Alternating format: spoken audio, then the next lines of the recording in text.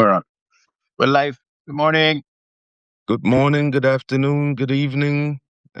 From wherever you are, this is Dystopia Unmasked with Alexander Carberry and myself, Meticulous Prime. And we will be discussing today the secrets left untouched. A secret is a very empirical thing, it's just unspoken of. People don't speak about it. And we're going to look at Hormuz. Backgrounder for this conversation today on April 1st, and we're not going to be making any jokes. Don't worry. For this conversation is the paper available on Dystopia Unmasked and written by Alex.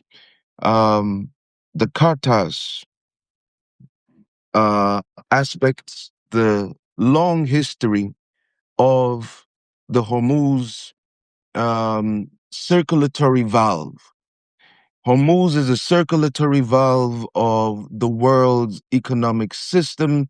It used to be for spices, it used to be for coffee, it has become for oil and the life blood of the modern industrial age. And Alex went all the way back in history to excavate the different functions Hormuz has served in the power plays of the dominant hegemonic regimes through space and time. We are now in 2026 witnessing a new drama unfold with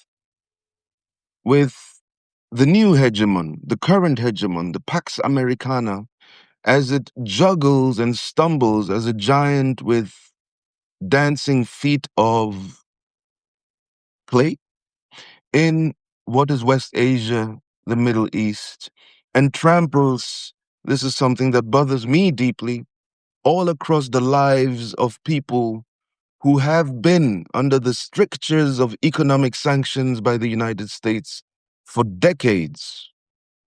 Um, Now, this is something that we want to talk about today, the perspective of on all of this from that perspective that you've written about, Alex. And I invite everyone to go and read that article. Do you have the exact title in mind, Alex? Because the exact title Oh, of the paper is the Cartas, Hormuz, the Cartas, but it's the latest paper on Alex's page. It's yeah. extremely Okay. valuable. Okay. No, I published another one. Last night, which is called Oh, the true, GCC true, is a defense system. The true. Cartas, Hormuz, and the gates of circulation. That's the one. Thank Yeah. you. On the gates of circulation. Thank you indeed. Um, so that would be that is the background for me for this conversation today. And where do we start, Alex? Where do we start? Because there's much to talk about. What is on my mind and heavy on my heart is all the innocent lives being lost. Um, I'm trained to say on all sides of this war, but I have in this moment really a hard time coping with the unnecessary, murderous killing of Okay. people in Iran who just a few weeks ago were fending for their lives, just like everyone else on this planet. Okay. Living I would like to say something um about Pax Americana Mhm. and about the British Empire. Yes.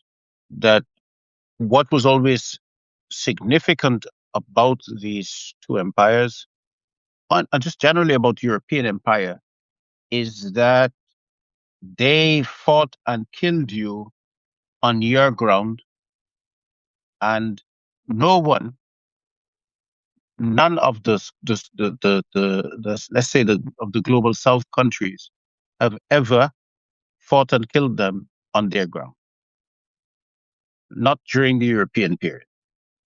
So when we're talking about death on both sides, I I think that that's problematic because historically what has happened is that the people being conquered are doing most of the dying, Okay, but their deaths are not counted equally, so their lives are worth less than than a European life.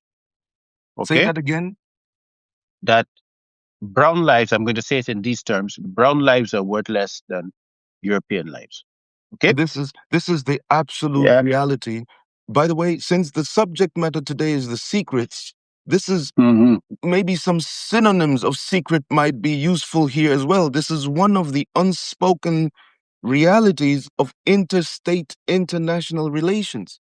The different valuation of life, Aha.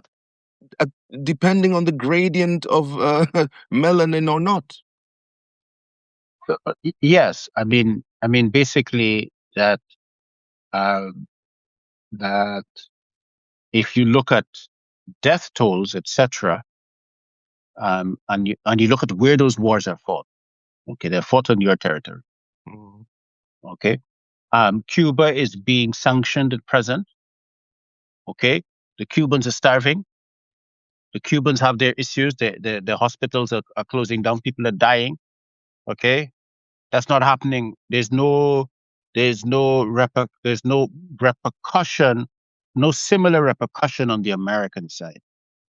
This has been responsible for what I can only say has been very monstrous behavior by European empires. Monstrous. Okay. Um, sometimes, utter slaughter. I mean, just look at Kenya. If you want to understand how monstrous it is, mm, look at Kenya, mhm, right? mhm. If you want to understand how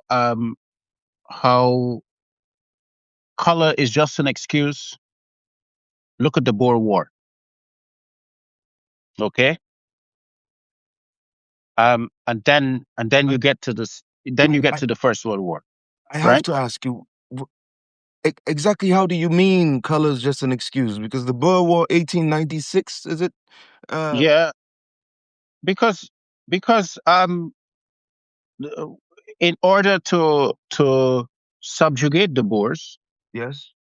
the British implemented basically genocidal campaigns. I mean, genocidal Concentration policies, camps right? The concentration camps were places of starvation. Okay, and for they diamonds. The whole point forget was the about diamonds. It was the about mines. the whole point. The whole point was the control of that territory. That territory is important for more than diamonds.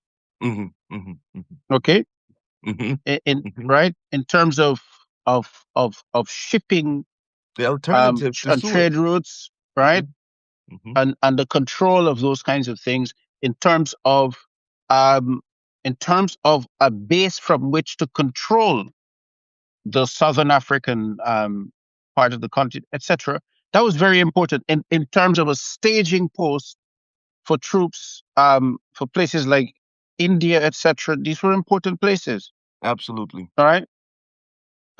Boer officers would be deployed in British campaigns. Okay, including what's his name, who became the Prime Minister of South Africa, whose name I can't remember anymore. It'll Yeah, come to me. It'll he come was to a me. general he was a general in the British Army, right? It'll come to me. And he was negotiating on with the British on the British side in the First World War, right? But it doesn't matter. The point here. So I've made my point. I don't want to continue that pushing now. It, but it was an important point, and it has allowed us to broaden a little bit the theme into an essential aspect, which is at the heart of the Hormuz conversation today, an essential aspect of the geographical pre-formation of the planet we live on.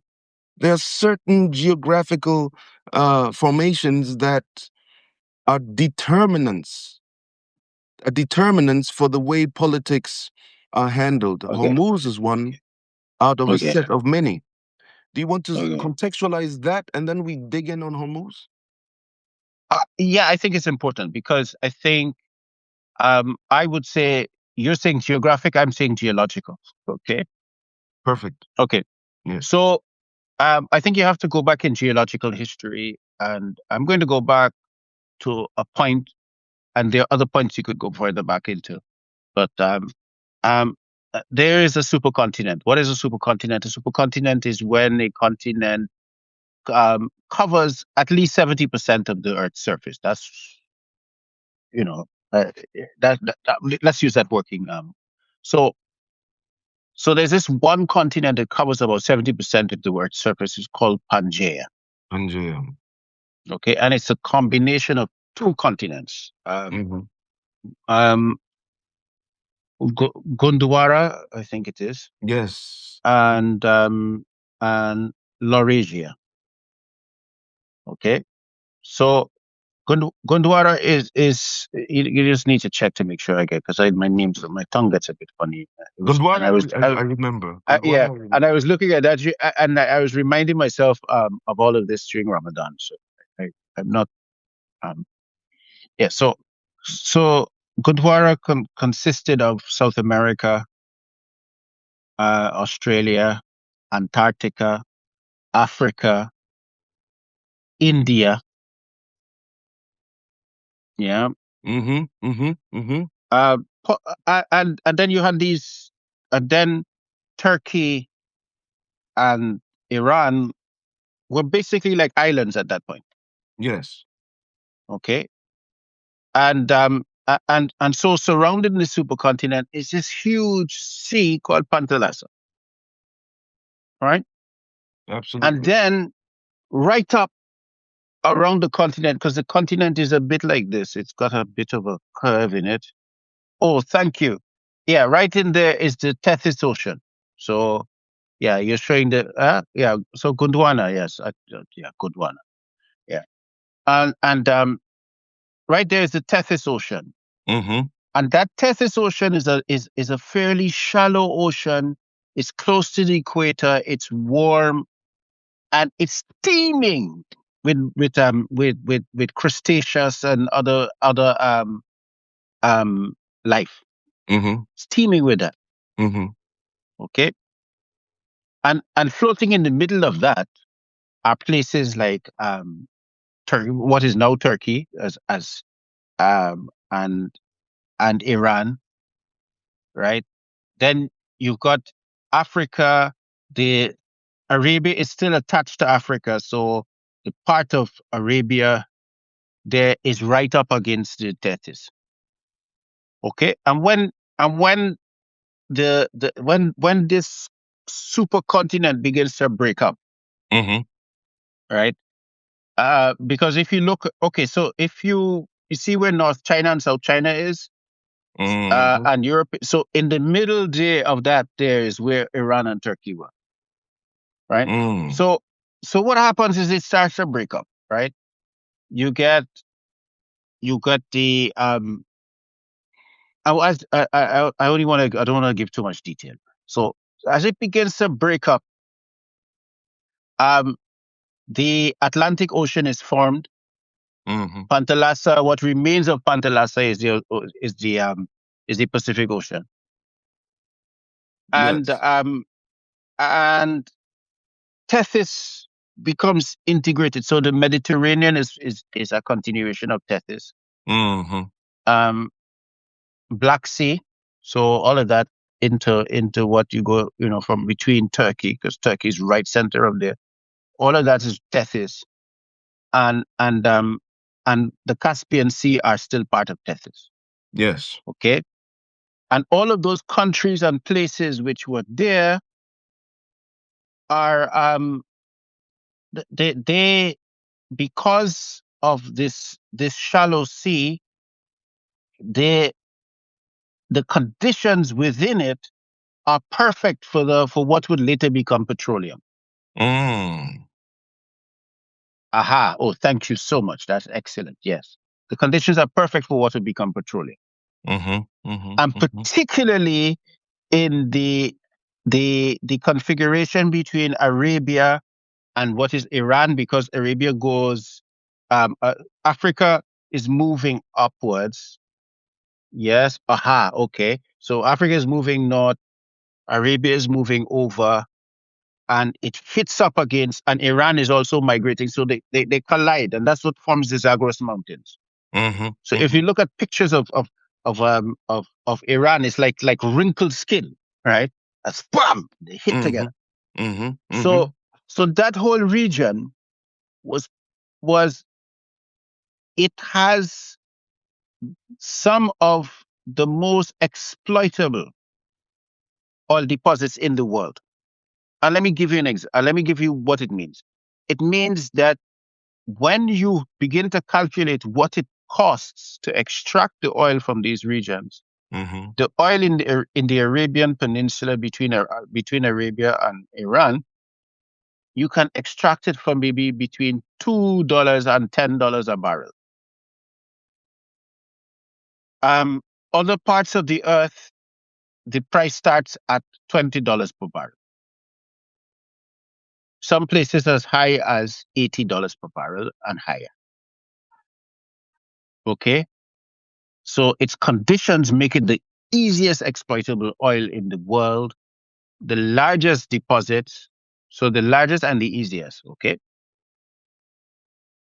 formed around a collision of these geological formats with the survival of of of remnants of this shallow sea. Mm-hmm.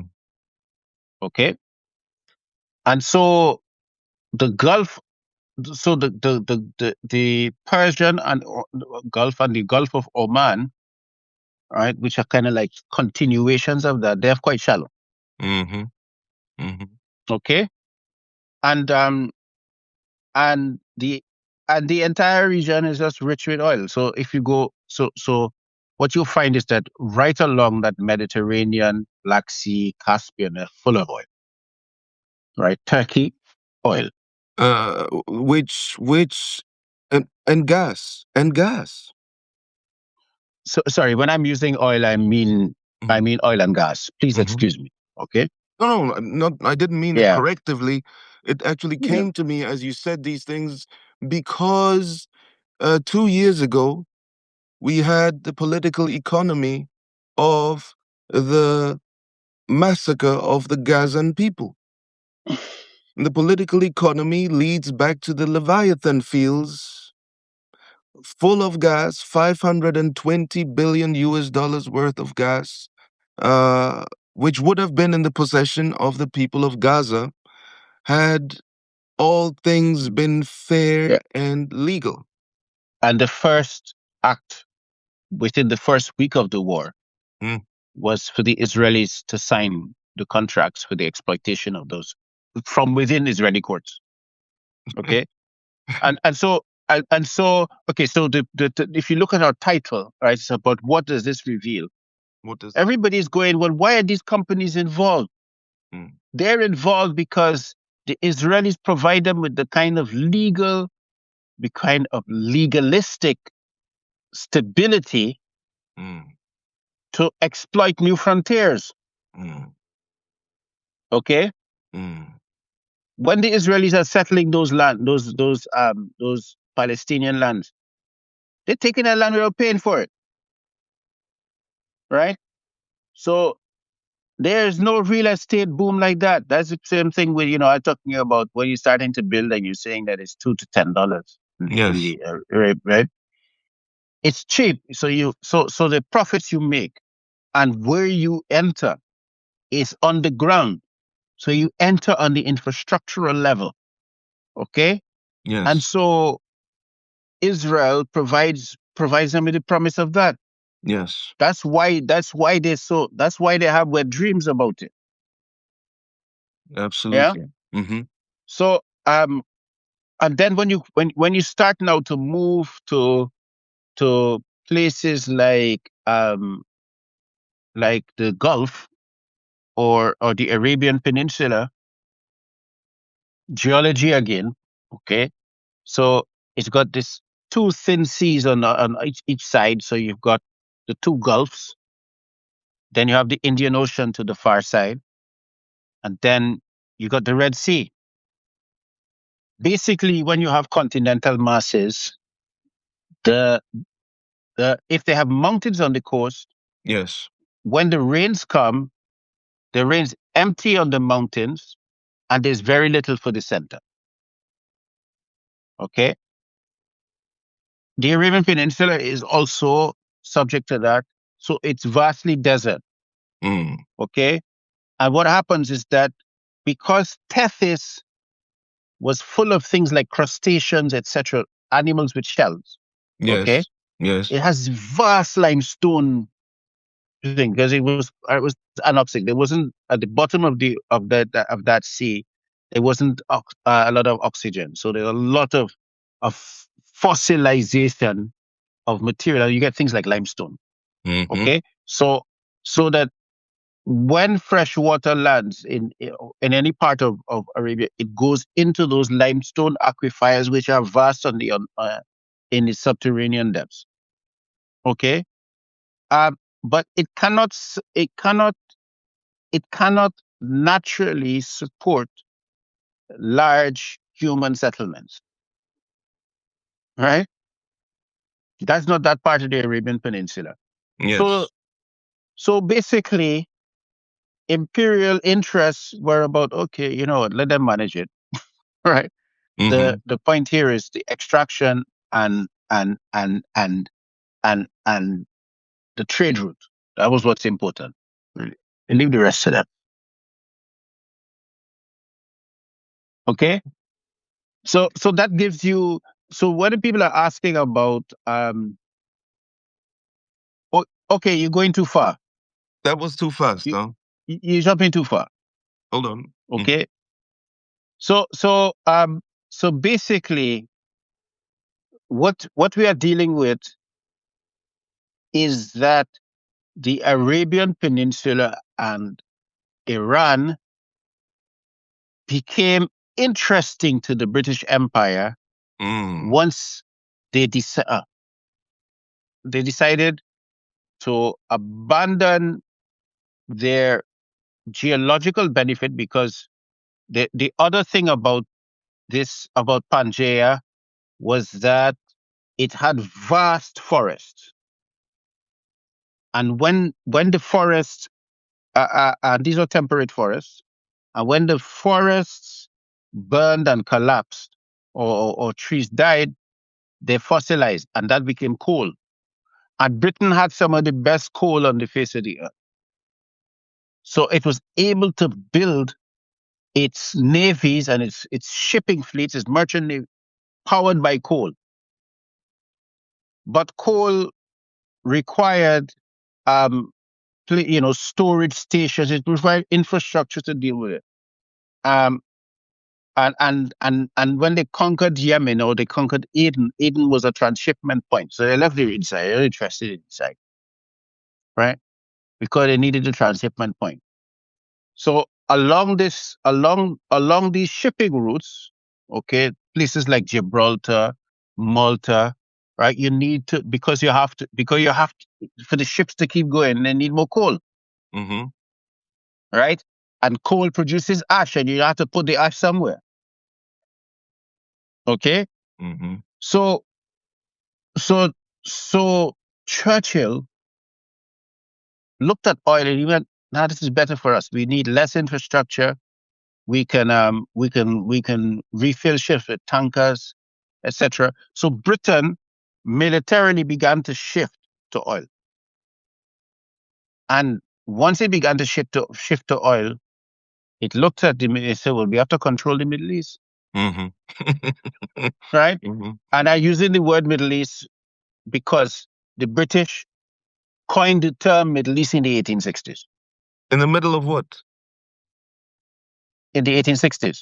No, no, I mean in the middle of what? Middle East. Middle of what to what? Oh, I'm not getting there. I'm saying they named it that.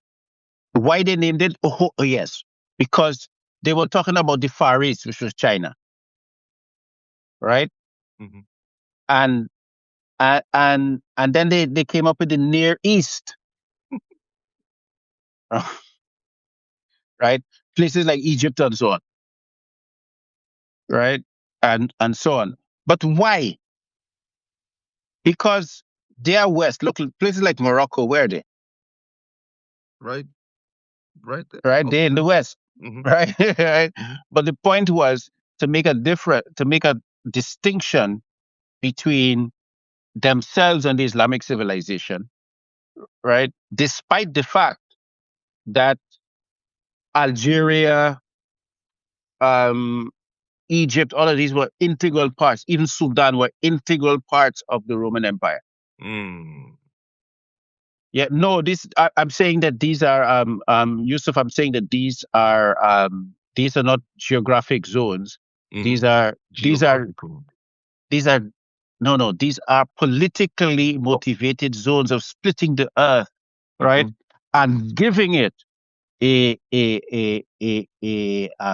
geographic imaginary, right? So actually, it doesn't make any sense. Okay, they're absurd. So the whole idea of the Middle East is absurd, right?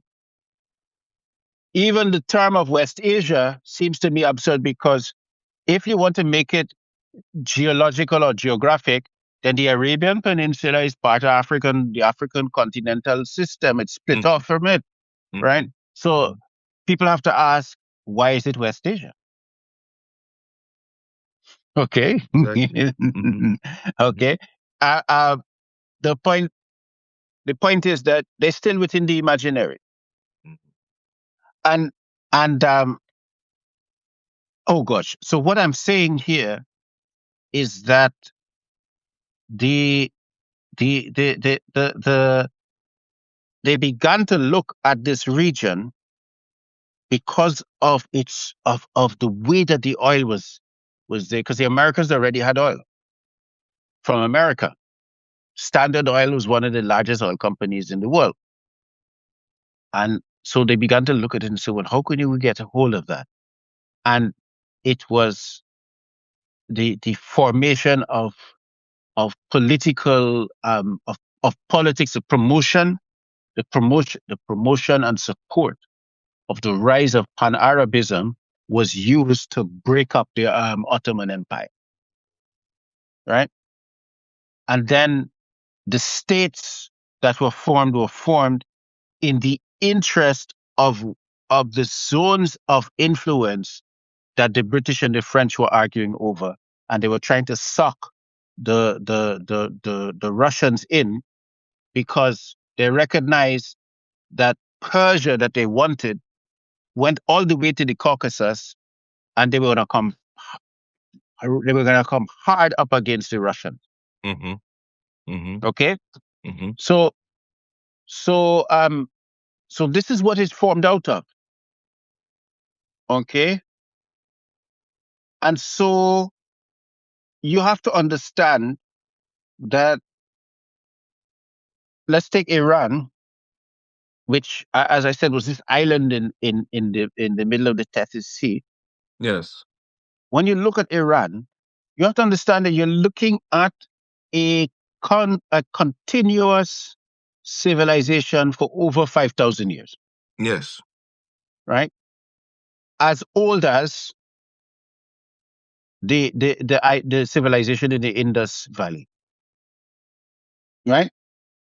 I like to point out that you have currently ongoing is a 5,200 years old continuous variations notwithstanding civilization being attacked and raped and destroyed by a 250-year-old civilization and an 80-year-old civilization. It's quite an imbalance. Yeah. So so what you have is that, and been conquered twice, and in the European period has remained unconquered. Mhm. Okay, it has been subjugated, but without direct rule. And the twice was the Greeks for one, It and was the Greeks and the Arabs. and the Arabs. Yeah. Okay. Two defeats, or two penetrations, and okay. So nobody else has been able to do that successfully. And the British, the French did not consider themselves equal to the task. So what they decided was that they were going to get the British, the French, and the Russians, they thought would be able to handle this one. So good luck to America. Okay. That is an extremely important point, which was laughed at some years ago when scholars using this macro historical perspective you're using pointed to Afghanistan and the record of empires going to die in Afghanistan. Standard scholars laughed, said, "Oh, wow, wow, I was there. I'm old enough to remember professors of political science and doctorates laughing it off." But what did we see a couple of years later? But you and I were having a conversation earlier, and I said supply chains, So zoom in on right? that. Always supply chains. No, wars, wars and conquest it requires material goods, right? And modern warfare requires industrial material goods to be delivered and food for troops, right? And ammunition, Mm-hmm. yeah, and ammunition. And so if if if you're going to fight a war, you have to be able to sustain that, right? And Mm-hmm. if you have to maintain long supply lines over hostile territory, over hostile physical territory, Mountainous then territory. yeah, it means it costs more, it takes longer, and it opens more places to be ambushed. So when the Americans were fighting in Afghanistan, they have to bring their supplies all the way across Pakistan. Mm. I mean, it would have been a windfall for the Pakistanis, right? But they have to bring their goods all the way across Pakistan, right? Then they have to worry about, okay, well, if we let the Pakistanis build the kind of infrastructure that will help us to deliver this, what are they going to be when we leave? Are we paying for them to dominate us, right? You know, all of that kind of thinking has to go through the mind of planners, right? And so that that war that is the standard challenge that every empire that goes, because you don't go after somebody like Afghanistan unless you're an empire, right? Unless maybe you're coming from further inland and you're trying to get out, which is what Mm. Mm-hmm. the Turkic tribes are doing. Mm-hmm. Mm-hmm. Yeah, Mm-hmm. that's possible. That's possible. You have none to lose. But the moment that you have to build those chains to bring your people from a land that they're not accustomed to, they have to fight at altitude, etc. It's you know. So now we go back to what um to what Iran reveals. Hmm. Just a memory from the Greek conquest. Unless they're willing to settle there, the whole thing is a lost gambit. If you're not willing Okay, to settle as you move in and, sort of become a settler and become a citizen or build up a civilization right then and there, if you have the nostalgic feeling of I want to go back home at some okay, point, mm, uh, that is not a word. Okay, but then okay. So slight aside, I don't want to do too long on this one, but mhm, mhm, remember Alexander the Great is the mhm, student of Aristotle. mhm, Aristotle is a student of Plato, who's a student of Socrates. Okay, now Aristotle is employed by Alexander's father, who is called Philip. Now, I note that Alexander is the same name as myself. Um, um, yeah. So um, he's employed by his father to educate Alexander and the hostages of the elite of the entire Greek um, ruling aristocracies whose sons had been removed and held hostage in Macedonia. Macedonia is not in Greece, right? Alexander the Great is not Greek, he's Macedonian, right? He's Eastern European. Are we allowed to say that? Okay. Um, and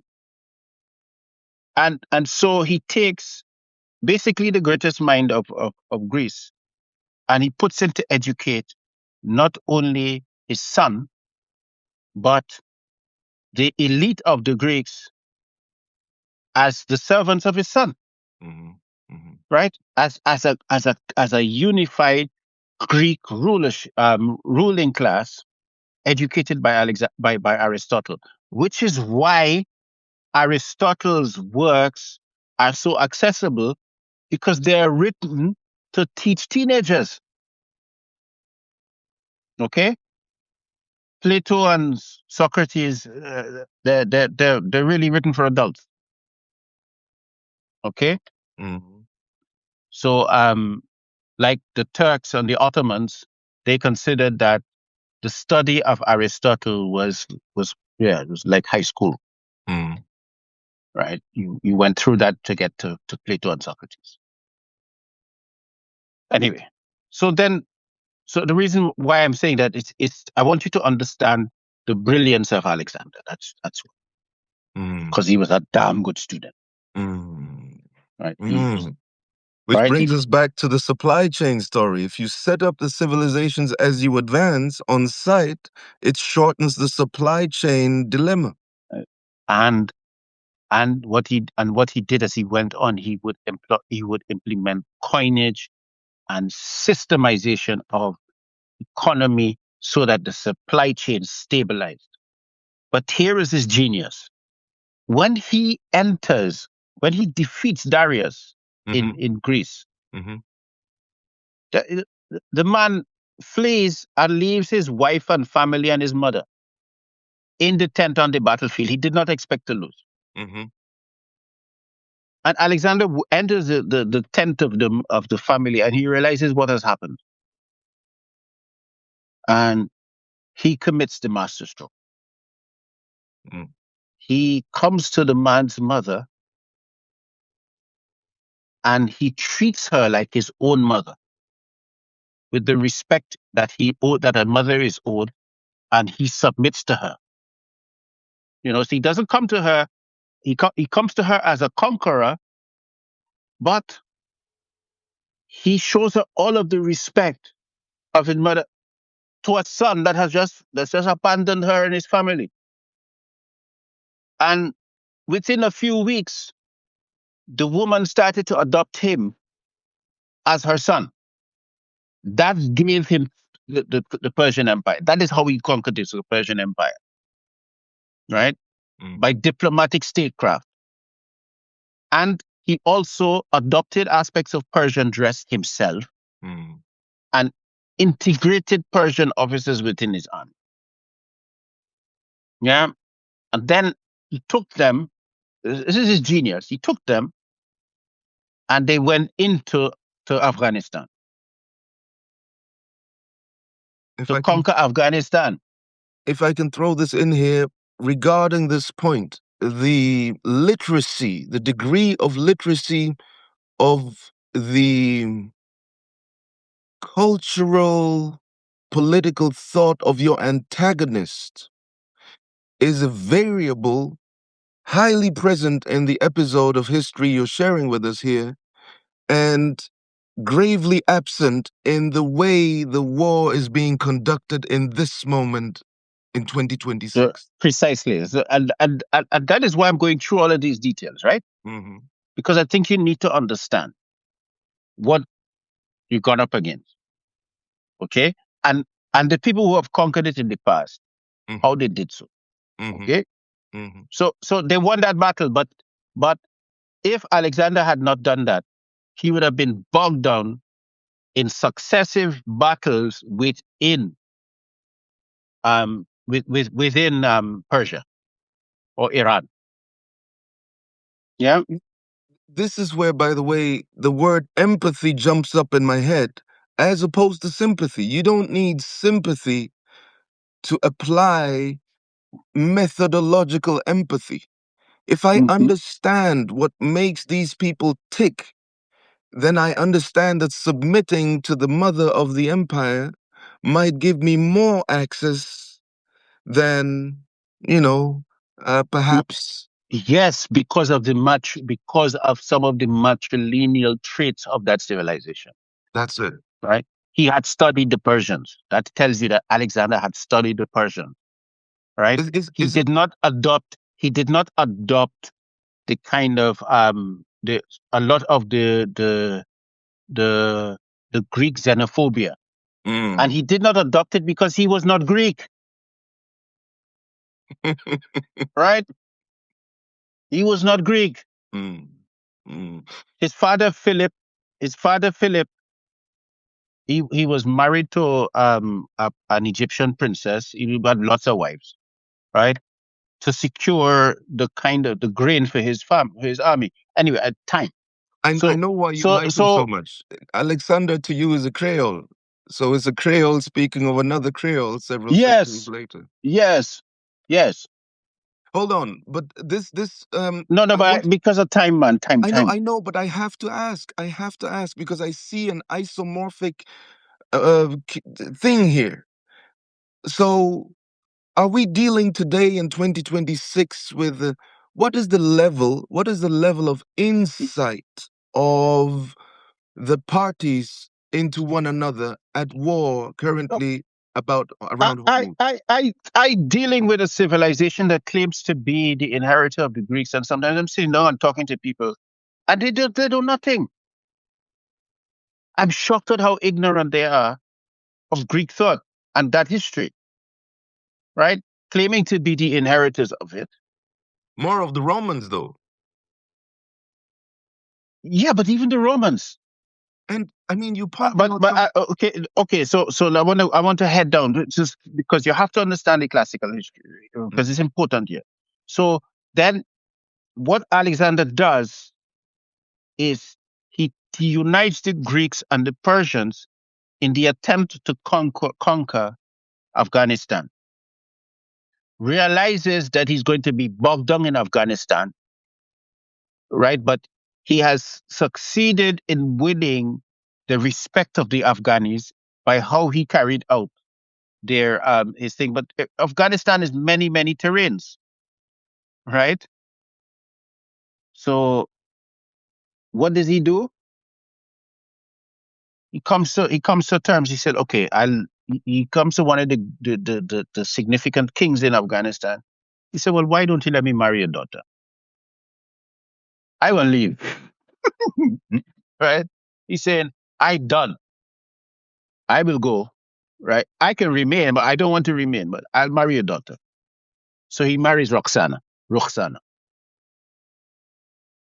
Yeah. And they have a son, but and then he turns and he heads into India in the Punjab. Yeah, Punjab means five rivers. Okay, heads down there and he starts to he's butt slicing through the Punjab like butter. I mean, and the Punjab is the breadbasket of India. So if anybody who wants to conquer India must conquer the Punjab, and he installs Persian princes there to help to rule. But the Punjab it was in the rainy season, the monsoon, and it was just wet.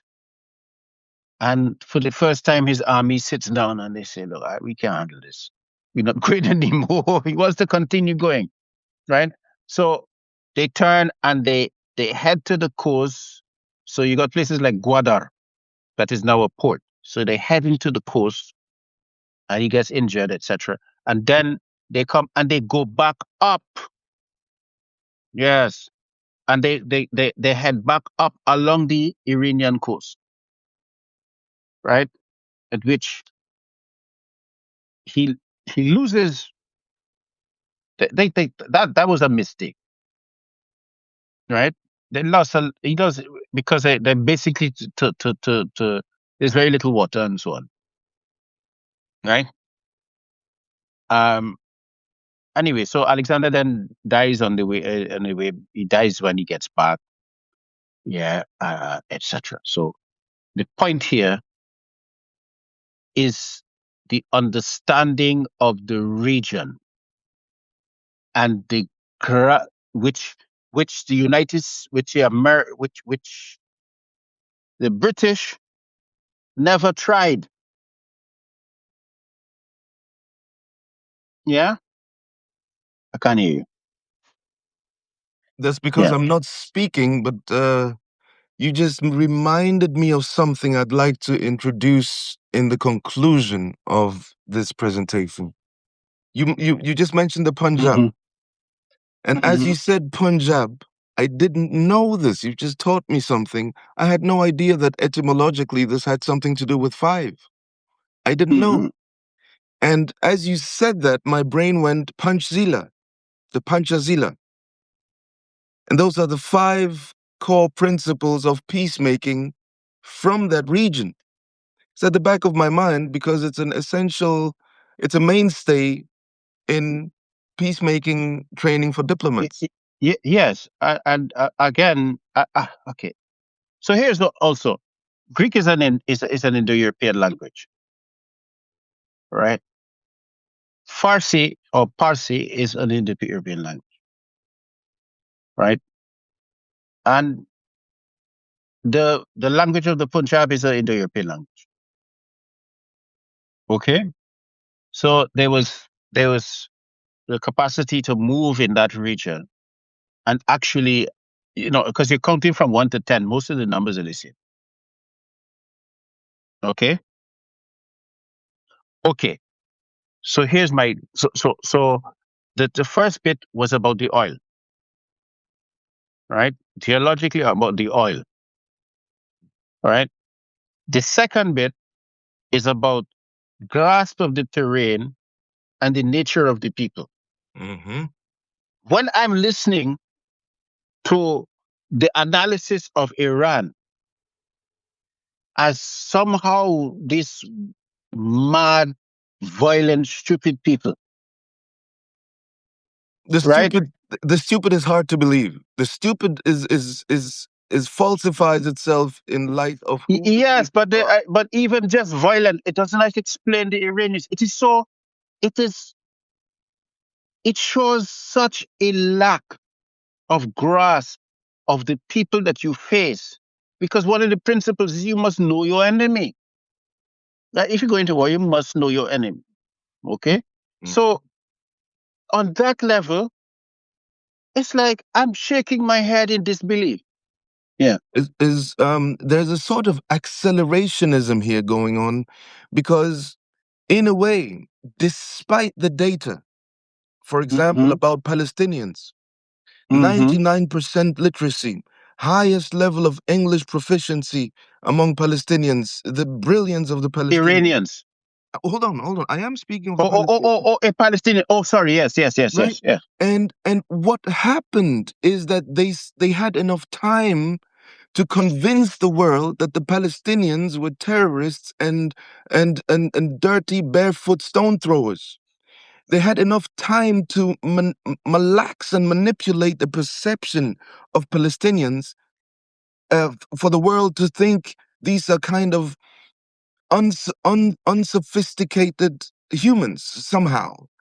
But this, they've not had enough time to do that with the image through the media of Okay. Iranians. Okay. So Iranian let women me are mathematicians, STEM leaders. okay. Let me step back because it's gonna really strengthen your position. Right?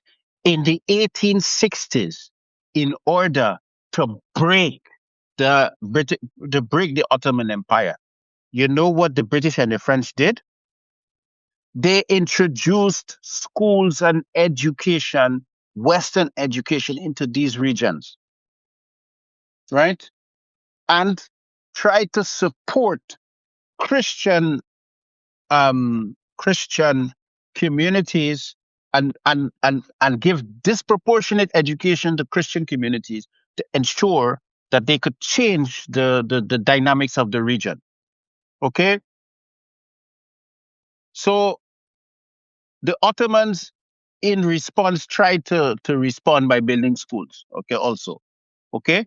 But what it did, it backfired, because what happened is that the Christian Arabs, they say, well, we Arabs, right? And they could read the European literature, and they went, but we have literature too, right? So that the Christian Arabs and the Muslims and the Jews and so on, they unified around Arabic, right? Which was part of the plan, but but they didn't just want to be kind of second class European. I mean, the region is, they butcher their faces in order to look like Europeans, like hell in that region, right through. Good luck to them. The um, the point here, though, is that this zone of the earth has become one of the best educated. They're better educated than the Israelis, right? And then the Israelis swallow that. And when you get to Iran, right, the women are better educated than us, right? There are very few places that can equal that. Maybe China, and I don't even know if they can compete. I've had repeatedly, when I was teaching, Iranian women, young women in my seminars. They are brilliant, independent thinking, high speed thinking, analytical beyond measure. This is the reality that I, as a trainer in the social sciences, have experienced. I've had about 8 Iranian students, women, and they were all top notch brilliant. Not a single one's kind of slow, or that's my experience. So But well, look, Iran combines, okay, two aspects of education. Okay, they have a very modern education, but they combine it with a in it their literature, Persian Farsi literature, or Parsi literature. Sorry, yeah. The Arabs don't have a pa, but they have a fa. So they would tend to they would they would end up oh God, just tell yourself. Yeah. and So that, Arabs have a b sound. yeah, they don't have a per. So either the per becomes a fa or a b, Yes, yes. right? So one of the two. So okay, so they have the literature, and so in the literature you memorize vast category of poetry, and you play games, right? So I bring a verse, you bring a verse, I bring a verse, you bring a right? So not only that, they bring that, but they bring this in traditional memory, and that memory includes people like Al-Balkhi, who is Rumi, right? Who was married to a Greek woman, but he's not Greek, because Rum is means like Roman. So Rumi's wife was Greek, and his children were made to speak. They spoke Greek, but Rumi wrote in Persian, right? And so Rumi is part of the thing. So when if you go to Khartoum Journal, you'll see her furious about the misattribution of Rumi and the misuse of Rumi, basically the abuse of Rumi, right? In Western spiritual circles. Okay. Um, but the point is that here is this civilization that old, with with deep strategic traditions, right? Deep strategic traditions, deep martial arts traditions, etc. And you're heading there thinking that you're dealing with some backward people. I mean, it's so stupid, right? It's so ridiculous. And that is why they're getting their asses licked. Sorry, not licked, thrashed. Hmm. Um, if I can deliver to you the package that I was programmed with on Iran, and this goes back about 26 years, one of the first seminars I attended on terrorism. The Iranians are the largest state sponsors of terrorism in the world. The Iranians have sleeper cells distributed around the world and are just waiting to activate them. This is from a seminar I attended before 9/11. The Iranians are the world's leading terrorists, state-sponsored terrorists. They have sleeper cells everywhere in the Western capitals. The Iranians are dangerous, and the Iranians are religious fundamentalist fanatics. And let's just keep it at these three that were projected into the minds of hundreds of students, of which I was one at that time, which then, of course, became a narrative kind of strange, difficult to uphold during the global war on terror, where suddenly the entire discourse in the West became the Sunnis. The Sunnis are the Hmm. everything we said, but just about the Sunnis in the Okay. West, you know. I am Sunni in my p- um, position, I'm going to call it my confessional position. So I hope I irritate a few people with that, but Or maybe yeah, denomination. And oh, no, just no, no, no, because the other choice is sect, right? And I don't accept any of that. Um, so I'm Sunni, which is quite Catholic in its nature. It's very broad church. Um, and I have to say that the people who have been most susceptible to the imperial terrorist strategies have been the Sunnis, not the Shias. The Shias have been relatively immune. Yeah, when when they came to fight over issues, they were fighting over their own issues, not as proxies of somebody else. and this allows me to ask you something. One of the other pillars of let us say the indoctrination in the social sciences in the West is that the divide between Shia and Sunni cannot be bridged, is unbridgeable. And then the example always put forward is just look at the Saudis and the Iranians, how unbridgeable those two are. Um, Could you say something about okay, that? all right. When you're studying, right, in Islam, you have to have a a chain to the founder of a discipline, right? So I accept. They give you an ijaza, they give you a license. They say, okay, you can teach this. You understand this. You got two types. One is one you understand. The next one is you can teach. Okay. Now, in like fundamental chains, you're going to find shares in their chains too. Okay. In sciences, the point is that, and I've sat with teachers who the teachers, and they let's say one is Shiri, right? Say, oh, no, no, it's teaching, not teaching me my he's not teaching me my doctrine in maybe as a science like logic or something, or some aspect of it. So this one here, you differ with us on this, like this. So I'm teaching you this, but know that this is your position. This is not this is our position, and this is your position. Okay?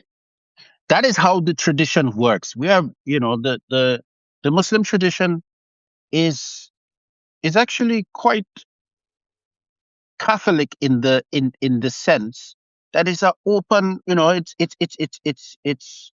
not even tolerant. It's like, yeah, people believe differently and they have different ideas and so on. So they will tell you, right? So that's how I was taught. Okay. So when I'm hearing those things, I look at them and I scratch my head. The people who bring that kind of crazy kind of thinking are the Western proxies, right? They are the most Protestant of the lot. Trained at the Nebraska School of Omaha's Center for Afghanistan Studies, for example. Yeah, yeah. Because you literally, there's certain types of things you do not have. Like you'll have a Sunni um king ruling a Shia population and not trying to force people to change from the Shias, right? Or I mean, once you had the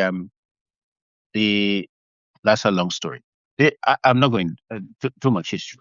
The point here is that the point here is that um a lot of what if you come out of a Western university having studied these matters in political science, just hold the position that you're ignorant, right? Take it and go learn because they don't they don't know what they're talking about and they're proud to talk about it. And sometimes you sit there and you listen to somebody and you say, "This is the expert." Hmm. And on top of it all, you find out at some point, if Hmm. you're diligent and you do your work, that there has been a deliberate infusion of a particular discourse and narrative in order to make the region somewhat a source of enmity.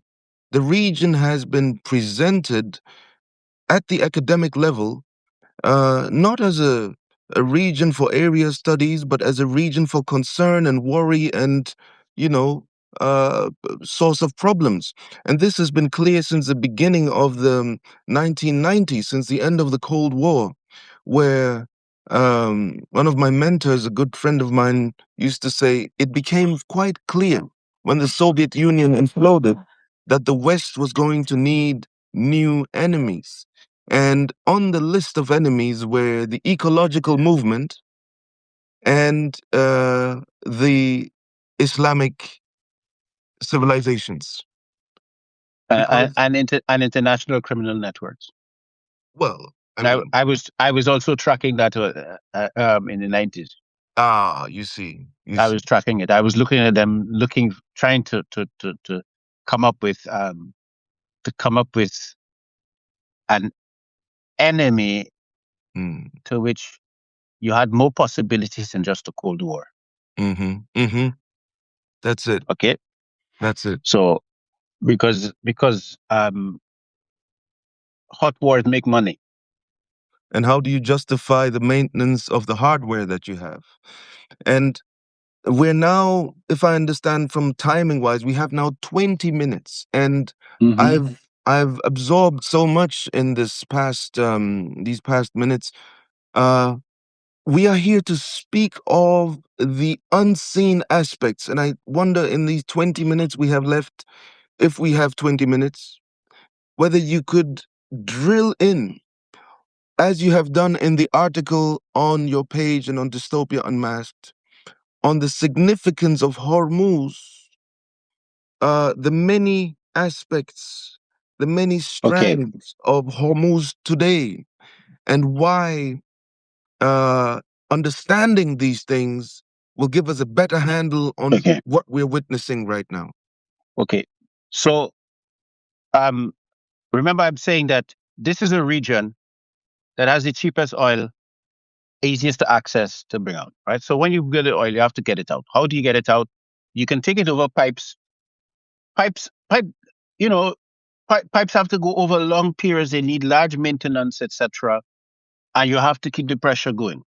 Okay, that across many nations, right? That requires stability along the chain. The thing about putting it on these very large super tankers is that you don't have to worry about that with that. Okay, and it's more flexible for delivery.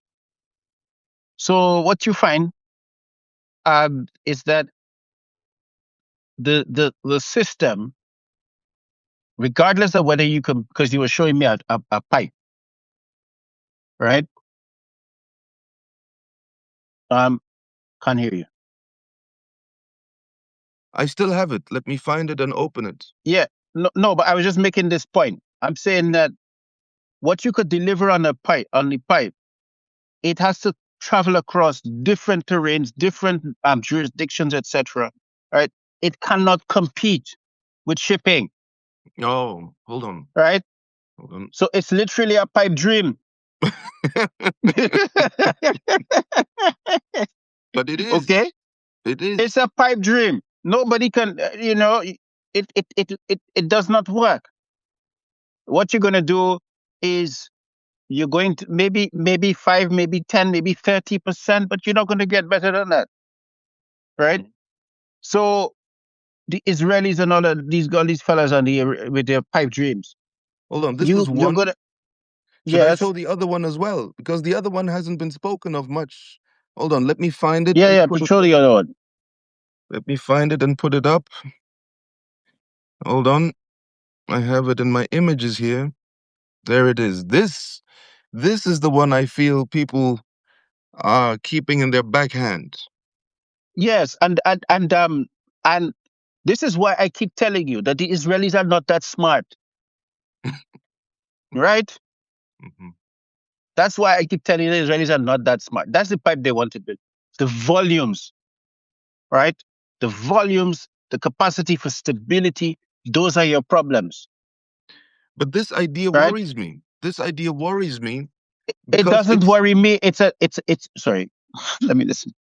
I Yeah. mean, the reason it worries me is because once such an idea exists as an alternative, um, as a logistical alternative to maintaining the world order and structure as it is, this would actually make the existence of Iran, the existence of the Iranian obstruction, uh, irrelevant. Therefore, the dehumanization of Iranians is embedded in this particular plan, and the dehumanization to the point of possible eradication. Okay. All right. Listen. Here's the problem. The people who are, let's say, in the marketplace. Hmm. You delivering oil. Somebody comes to you an oil contract. You say, okay, we can deliver at such and such a day, right? They're not that stupid. They know that that is a pipe dream. Hmm. Hmm. Okay, and and pipe dreams like this are just going to register on the Richter scale like this, Hmm. right? This is this is marketing. Let me give you an example. Let me give you an example. Qatar and Iran share the same fields. Hmm. If the Iranians pump too aggressively, Hmm. it reduces the pressure and the Qataris can't get. If Qataris do it, the same problem, Yes. right? They literally have to cooperate. Hmm. Okay? So this is why you have to really understand the region. You have to understand the region because the kind of nonsense you're hearing from America. I mean, if you look at the American Congress, right? You kind of you wonder if they took all the village idiots and they put them in that place. right? You know, Because the kinds of things you're hearing them they're coming out with, right? And Pelosi is let's say people like Pelosi and what's her name and that other one that the one I always call her a bitch, but I stopped doing that. It's not good manners. Hillary Clinton. I- Yeah. Um. Yeah, Hillary Clinton. Uh. When that, when you hear when you hear their strategic thinking, right? It's like just compare their strategic what you've heard of their strategic thinking and what you've heard of the Iranian strategic thinkers. mhm, mhm. Just compare them. Put them one on the other, right next to the other, and tell me what emerges. How do they measure up? And then take the Chinese. It's embarrassing, right? The decline of of United American hegemonic power is self-inflicted. They thought Yes. that they could run. They thought that they could run the republic with by employing in the political process the village idiots, and the empire would be safe. Yes. And as a result of that, they put Trump in power, who in my opinion, is carrying out American deep strategy just badly. Can't manage Israel. Israel does not have their own supply chains in that way, so they're not independent. Okay, Mm. and I doesn't know how to discipline them, but they're easily disciplinable, right? Um. Anyway, the so oh no, they're easily disciplined. Mhm, Discipline. mhm, mhm, But mhm. okay, so all I'm saying here is that we must understand the region, and this is and this what's happening here is very revealing of the circumstances, and people really need to have some cross cultural education Mhm, because it solves a lot of issues. Okay, mm. so so in the region you've got the Iraqis who are huge. They're producing huge amounts of volumes of, of oil and gas, Mhm. and so they have to ship and to ship it out, they have to take it out. The easiest route for them to take it out is through the Gulf. If they have to take it up north, overland on the pipes, they have to pass Kurdish territory. They have to placate them, Mm. right? They have to pass Syrian territory. They have to placate. They have to pass Turkish territory. They have to placate them, right? And so the easiest thing for them to do is just put it in a ship, And this, right? of course, reminds us of the what set off the Syrian crisis in 2011, the Syrian escalation, the gradual implosion of Syria had to do with whether or not a pipeline could be laid through Syria to Turkey for the European West. And in my From Iran, understanding, pardon me, with oil also in it from Iran. exactly. And my understanding is that Assad wasn't easily convinced to Well, offer his well, territory for that. well. After they saw what happened to Saddam, Mm, everybody went, right? mm, mm. Because part of it was that when you're bringing that oil out of the Caspian, where you're going to go, right? So you can go, you could because these are all the dreams of these kind of mega pipeline projects. Yes. Okay. And on all of those mega pipeline projects have just brought um, war and, and issues and squabbling over who controls, because they are just zones of anxiety. They don't work. Exactly. Okay. There are zones of conflicting anxieties. If, okay, here's another one. Mm-hmm. If the Kurds enter the war on the side of the Americans, Yes. the Turks are going to are threatening to enter the war on the side of the Iranians, because the Kurds are an existential anxiety for the Turks. Absolutely. Okay, Absolutely. Mm-hmm. so it's really the level. That's one of the first things I said when I just laughed. Remember when they were talking, I laughed, right? Uh, um, and this is the level of ignorance of these matters of our elite. Yes. Okay, Yes. this is the level, and And I'm pretty sure that they have experts who know these things, but they sideline them in favor of the kind of very racist, very simplistic, very stupid narratives. Yeah. And then I see Robert Romano is saying a supertanker is a reusable mobile asset. The cost of building the ship is amortized over decades of flexible service. Yes. I think I've lost. Thing. Yes. Yes.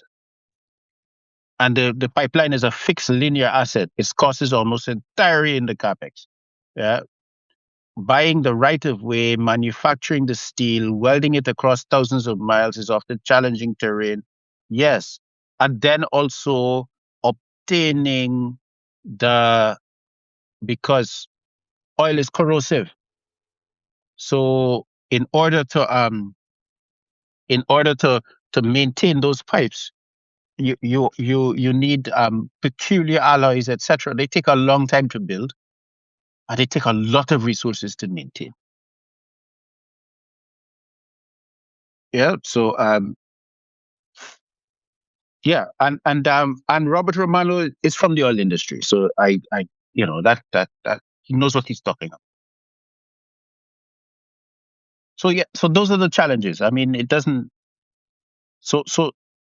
And I think I in order to get us here in this conversation, I had to dig so deeply in so to bring up so much, right? That I really haven't begun to speak about the geostrategic um, implications of any of this, because there's been no time, right? but I think we will have more than enough time to come back to this and circle around this. This circulatory relevance of Hormuz, however, I think is already a factor not deeply understood enough by the public at large that I think it's worthwhile zooming in I on that. think we have to do that next week, though, because of Okay. time. Okay. Yeah. You do you want to add more at this point, because you made me remember something just a few minutes ago as you were speaking, Mm-hmm. and that is uh, something from that concerns me particularly, or Mm-hmm. that triggers my interest in particular, which is I'm trained in my niche of political sciences to identify factors and variables that would prevent exactly what has been going on since October 7th, 23, which is an endless escalation towards destruction with high self interest for highly destructive parties, driven by extremely low interest for the well being of other humans. So, that is one of the definitions that we work with as highly problematic predictors of prolonged warfare. Is if parties are highly self absorbed and extremely wedded to extreme ideas of dehumanization of others. Are you talking about Israelis? Well, we're definitely not talking about anyone other than the U.S.-Israel combination. And anyone who critically studies the material, I mean, just listen to Donald Trump. Just look at their action. Who destroys places of worship and then just keeps it moving? Who destroys places of education, higher learning, keeps it moving? Just another day. Who destroys public infrastructure, waterways? Who destroys schools, keeps it moving? Hospitals, keeps it moving? Okay. Okay. And this is this is a nightmare Okay. in terms of I don't even know how to, but of course, if we're being realistic and realist and pragmatic and all, there have been phases of regulation of interstate interaction. There have been Okay. rules. Okay. I want to raise something which I think is actually important, which I didn't speak about, which is part of the historical fact Hmm. that the Persian Empire's policy always was to ensure that they built places of worship for the different communities. That was a state expense pre-Islam, and it didn't stop after Islam, right? It's just a That basic matter as of a yes, so that basically within the Persian Empire, if you were a religious community, they would make sure that they built places of worship for you, and they sent stipends to make sure that you could continue to worship because they felt that it produced better people, Mhm. right? Now, you show me within our configuration which of our states does that. Okay. So In so that you sub-Sahara go to Africa. Iran.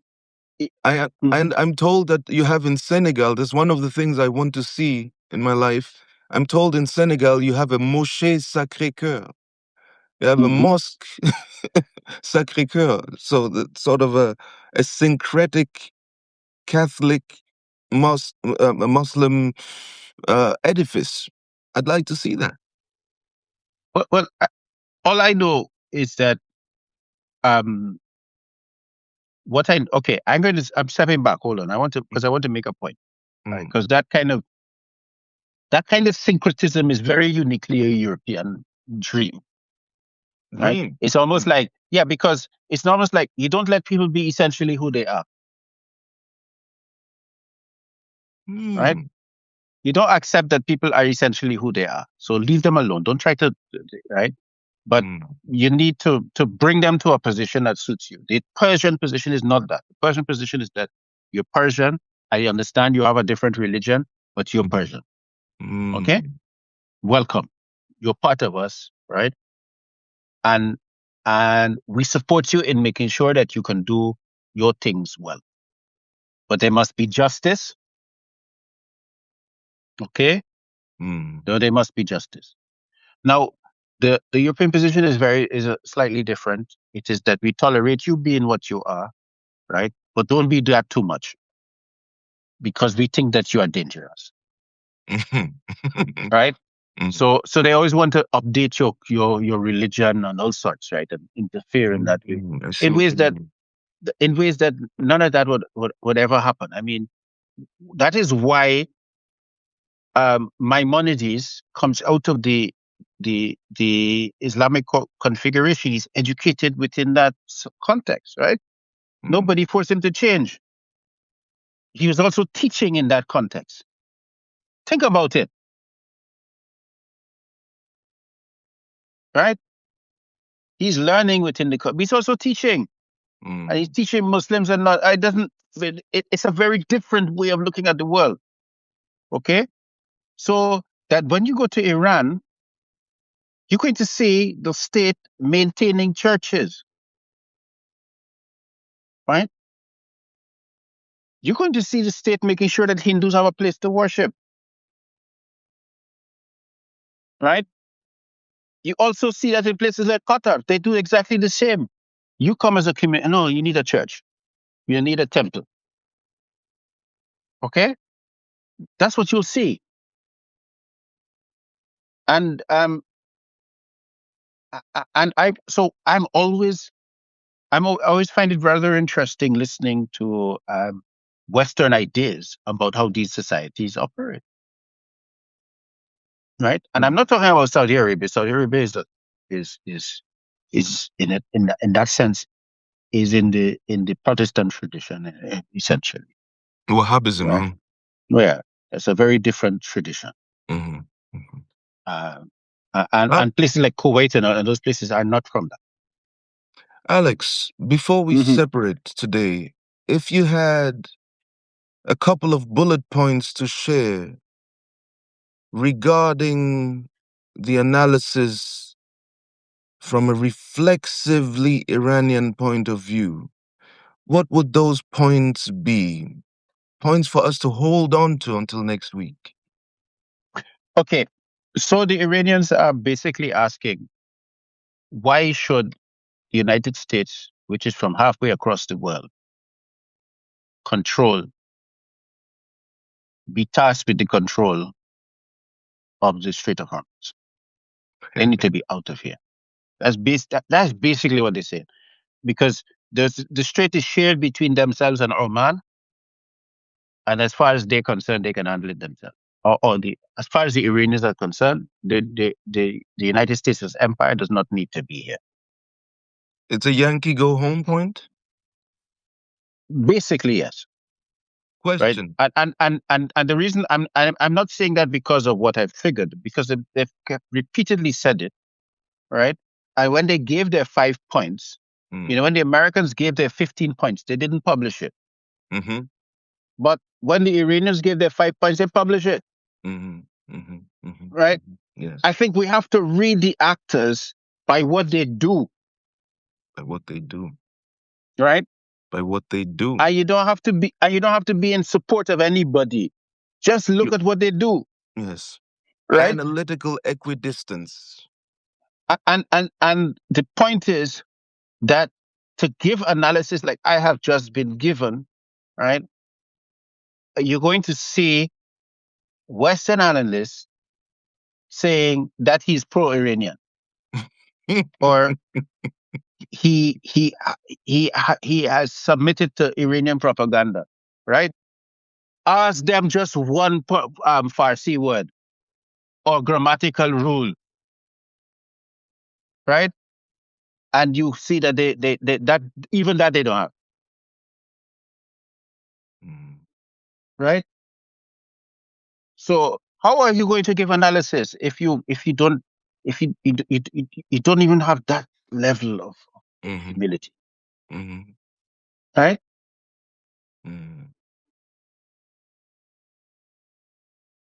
Yeah.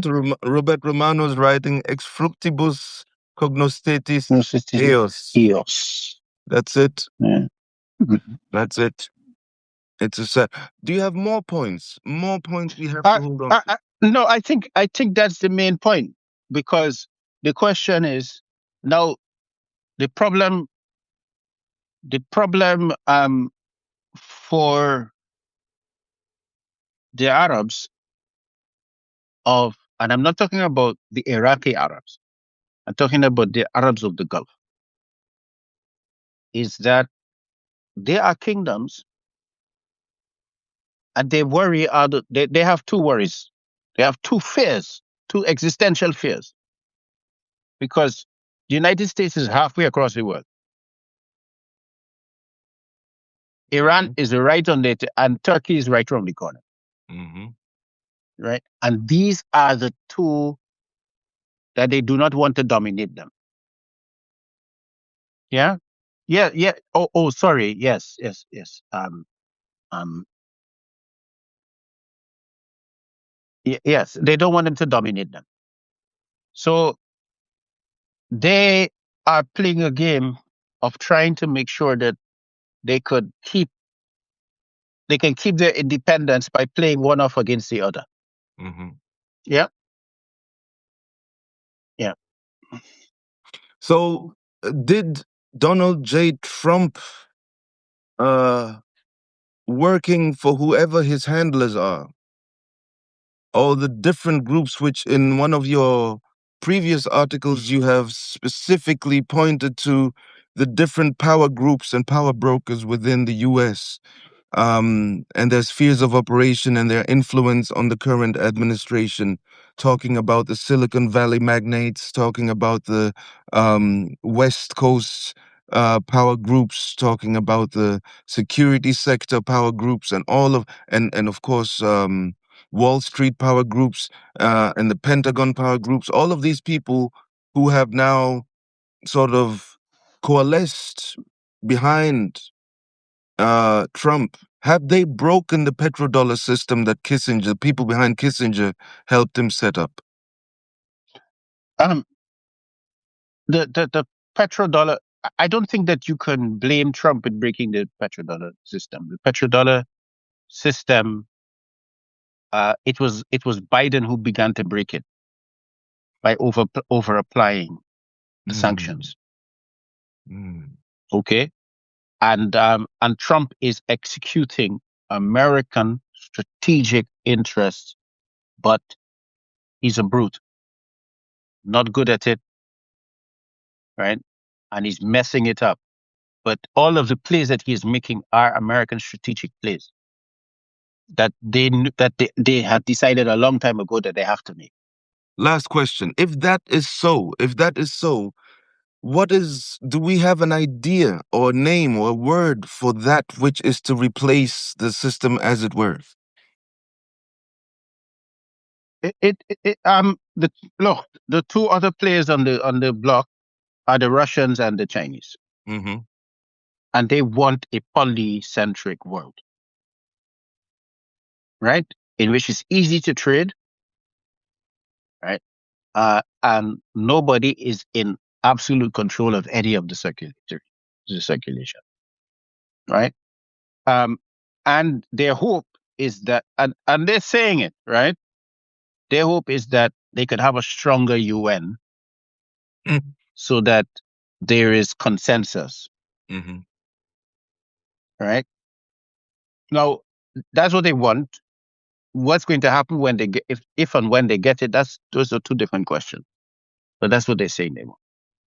Okay. And they don't want a single reserve currency in that way. And the other point of it is that none of them have, I mean, even when the Chinese are very wary of holding reserve currency status. It comes with huge costs. Mm, Okay. What you're seeing the United States do right now are the or is the price of holding the reserve currency. You cannot hold the reserve currency without that. In fact, the GCC were talking about creating another reserve currency. And they looked at Khaliji, the dinar, and so on, because they represented like a quarter of. They would be the quarter. They would be the fourth largest. They would be sorry. They would be the fourth largest monetary circulatory system in the world if they did, mm, right? But they could never really pull that thing. They never managed to pull that together. It was never. I don't think they were serious about it enough, and they certainly were not able to pay the price of it. The price of it was they um that they were going to have to forfeit their kingdoms, right? And a lot of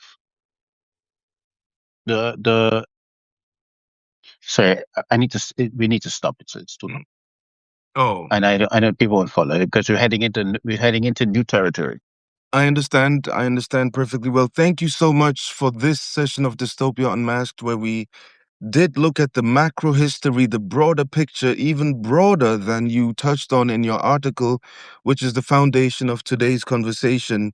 I invite you all Hmm. to visit Alex's page on Dystopia Unmasked to see the latest two articles, which inform you of the histoire de longue durée, as Brodel, the founder of that, well, the most famous name behind that way of looking at history, And um, Wallerstein. and Wallerstein, of course, have pointed out. So I really loved that paper.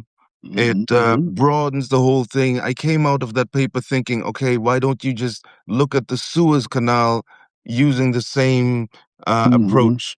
And you find very informative points, very interesting things, looking at the choke points of this planet with the Mm-hmm. same eye, to opening the history back 500 years, looking at consistent aspects, constants, and looking at changing variables, ruptures, and what one learns from them. And we find that we find ourselves in a moment in history not much different from other moments, kairos points in history that have come and passed and left legacies of circulatory management systems. And here we are, unfortunately, Yeah. having to witness one of these big macro political shifts in our Mm-hmm. lifetime Mm-hmm. and Mm-hmm. the deaths that it incurs. Okay. I yeah. Okay. Could I ask you to engage with maybe just one or two of the questions? Oh yes, yes, yes. I'm We so haven't done sorry. that at all. I'm so Yeah, and sorry. I think people come here and we should do that. We should do that systematically. So Robert Romano writes, the dollar was broken as a neutral arbiter of wealth when it was explicitly used as a political cudgel. This forced, you don't mention it here, but one of the Mm-hmm. latest incidents of that was against the Russians, right? This Mm-hmm. forced a global reckoning, prompting nations and wealthy individuals to seek alternatives and fundamentally weakening the trust that underpinned the old oligarchic structure. Thank you so much. You have a way with Perfect. with specific formulations, Robert. Much appreciated. Just listen to the clocks article up to the current article. The three clocks was by far my favorite, writes Yusuf Ahmed. Thank you Mm-hmm. for an illuminating session, writes Hafsat. By the fruits you shall know them, ex fructibus Yeah. cognoscetis The the eos. the questions, please. All right, let me see. I can't go further back than the libraries of Babylon were burnt. I can't go Okay. further up than that. So Okay. I I think I can't think see, yeah. unfortunately, I can't go further up. Okay, okay. I think we're fine. I think we're fine. Hmm, hmm, I'm just going through all the because I can see them. hmm, hmm, Are you speaking about the zones the way Ibn Khaldun? Okay, no, we dealt with that. We answered that. No, I think we've dealt with all the questions. hmm. Okay. Okay, guys. Yeah. And thank you because I know many of you have been with us over the last this is our third year and you've remained with us and thank you for being here. And I've seen I was about to say I've seen faces. I'm seeing names that I haven't seen for a while and it's nice to know that they're here and new faces Mm. or new names. And so thank you. I hope that you're going to stay with us. But next Please week do. I would like to sorry? No, please finish. Please finish. No, I was just saying that next week I'd like to move from that basis that I tried to build in this one to actually being able to give some kind of geopolitical analysis on what the hell is going Very much looking forward to that. And please help us out a on. little bit by restacking this video when it's up, because I understand that is the language of Substack. Restacking, restack with a Mhm. note, restack with your questions, restack with your commentary. That would help us reach visibility, and Yeah, the more the merrier. yeah. And I'm trying to grow the account in terms of reaching people who they want this kind of depth. So please, if share with your friends who are interested in this kind of thing, please. Yes. Okay. Um, All right. Mm-hmm. Amplification. I've learned the word is amplification. We greatly appreciate the amplification of this video once it's out. Thank you. Okay. All right. Okay, it's been a pleasure. Inshallah, see you next week. You take care. Bye for now. Bye.